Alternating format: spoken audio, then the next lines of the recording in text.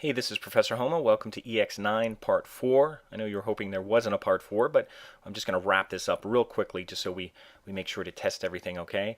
And last thing we did is we kind of worked on our footer at the bottom here, and I'll just fix up my code so it looks nice. And one thing, make sure your code looks nice. If you have a lot of extra space here, make sure you clean that up. Make sure you have your closing media query tag. Remember, there's an open and closing media query tag right here. Here's the starting one, and then the ending one is down here, and then each one has one in between, so they're kind of embedded. So it wasn't too bad. We didn't have to do too much code in there. We just had to make some edits, and we did some conversions from pixels to percentages, which we'll try to work more in percentages in the future so that we don't have to do the conversions. That'll make life easier. Okay, so we looked at this in Chrome kind of just by shortening the window, and you can see that it's normal the way we designed it originally, and then once it gets to 680, which is right about here, it flips and it changes our layout so that we have 100% layouts, and then it gets more to like a phone kind of view.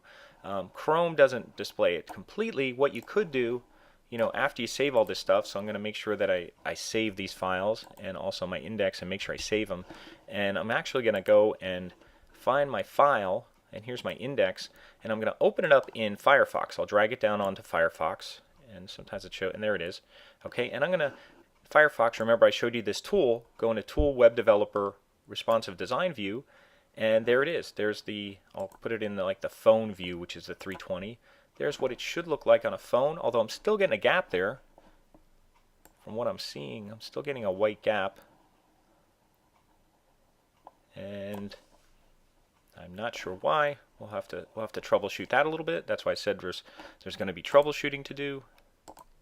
So that gap is showing up there, even though it was not showing up in Chrome. So we'll have to see why that little, not that it's a problem, it's not a huge issue, but we'll have to troubleshoot why that gap is showing up. And I'll scroll down and see how things look, and things look okay. We can, the important thing is that people can get your content. What they want to do on the phone, a lot of people on the phone may be in a hurry, they may be away from home, they may be in bed or somewhere where you're not at your computer, and you just may want to see stuff real quick. So people aren't as concerned about the layout. They just want to be able to read the information and not have to pinch and zoom and scroll. So that's kind of what we set up this for. And so this looks okay. Other than the little white box, which we'll troubleshoot. I won't record myself troubleshooting that, but if I have a fix for that, I'll tell you what's going to fix that, or you can try to fix it yourself.